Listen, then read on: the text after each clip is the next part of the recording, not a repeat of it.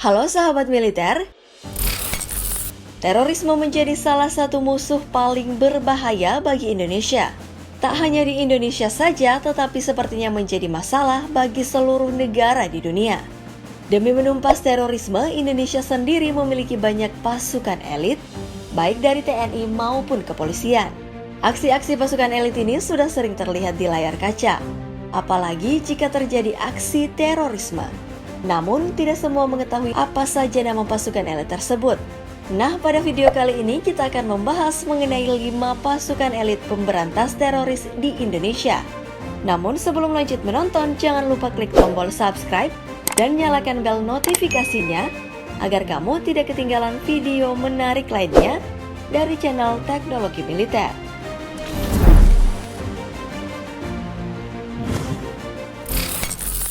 Yang pertama ada Detasmen Jala Mangkara. Detasmen Jala Mangkara atau disingkat dengan Denjaka merupakan satuan gabungan penanggulangan teror aspek laut TNI Angkatan Laut. Yap, mungkin di antara kalian banyak yang belum mengetahui tentang satuan gabungan ini. Denjaka adalah satuan gabungan dari Komandan Pasukan Katak, Kopaska, dan Batalion Intai Amfibi, Yontaifib, Korps Marinir TNI Angkatan Laut. Denjaka berpusat dan dilatih di Bumi Marinir Cilandak, Jakarta Selatan. Tugas Denjaka meliputi operasi anti-teror, anti-sabotase, dan operasi klandestin yang beraspek laut maupun operasi khusus lainnya.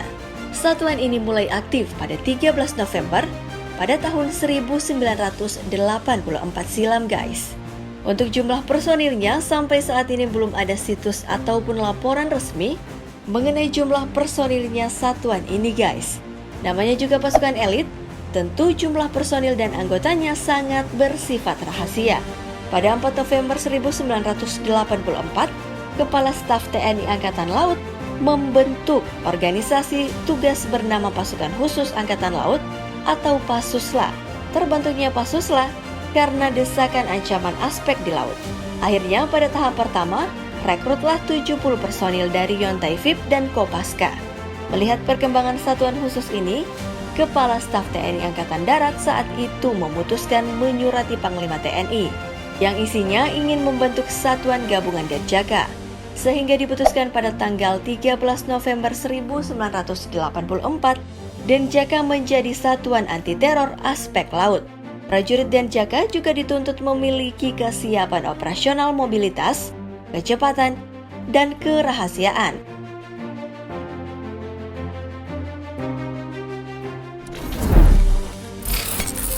Selanjutnya ada Densus 88. Yap, bila mendengar namanya tentu semua orang sudah tidak asing dengan nama Detasmen Khusus 88. Atau yang lebih dikenal dengan Densus 88 Anti Teror.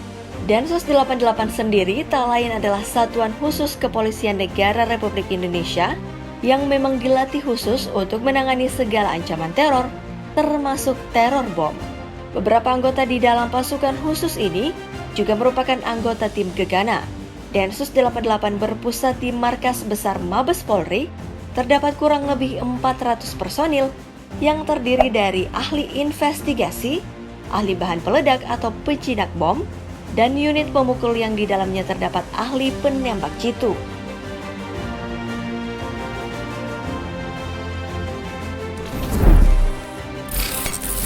Selanjutnya ada Detasmen Khusus 81 Kopassus. Selain Densus 88 Anti Teror, kamu juga kemungkinan besar tahu tentang prajurit dari TNI Angkatan Darat yang satu ini. Mereka disebut sebagai Sat 81 atau yang dulu dikenal dengan Den 81 Gultor atau penanggulangan teror.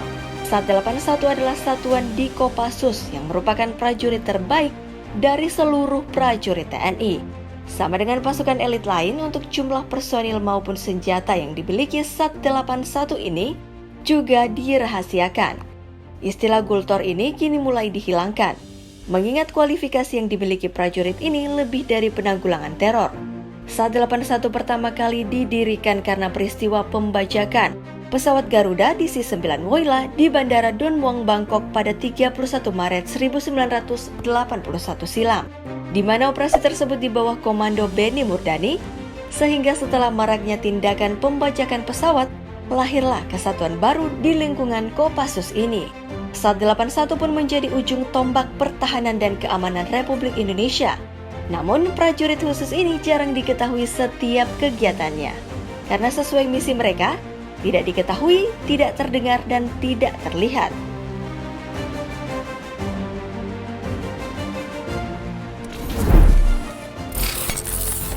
Selanjutnya ada Satuan Bravo 90. Selain TNI Angkatan Darat dan Angkatan Laut, TNI Angkatan Udara ternyata juga memiliki satuan khusus untuk menanggulangi aksi teror, guys. Bedanya, aksi teror yang dihadapi mereka adalah melalui udara.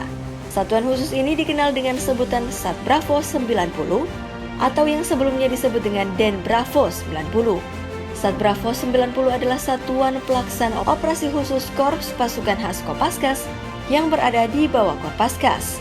Sat Bravo 90 bertugas melaksanakan operasi intelijen, namun tak hanya itu, guys.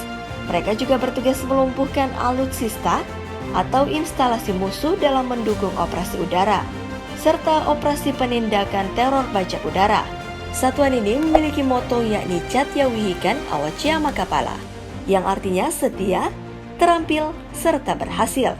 Layaknya prajurit berkualifikasi tinggi, tentunya personil Sat Bravo 90 harus dilengkapi dengan berbagai kualifikasi, guys. Mulai dari combat free fall, scuba diving, pendaki serbu, teknik terjun high altitude high opening, serta kemampuan tembak kelas pertama. Sat Bravo 90 juga dilatih menembak dengan menggunakan peluru tajam 3 kali lipat lebih banyak dari pasukan reguler lainnya.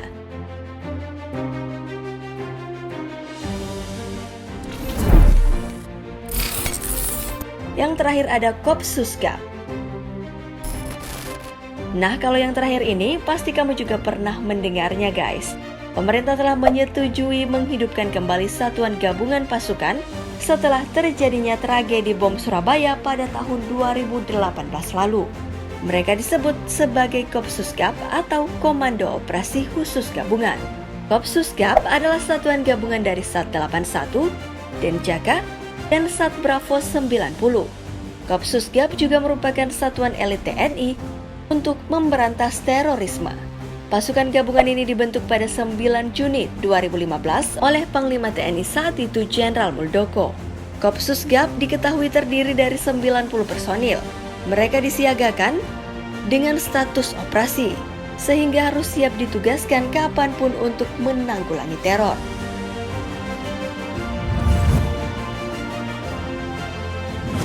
Oke deh sahabat militer, itulah 5 pasukan elit pemberantas teroris di Indonesia.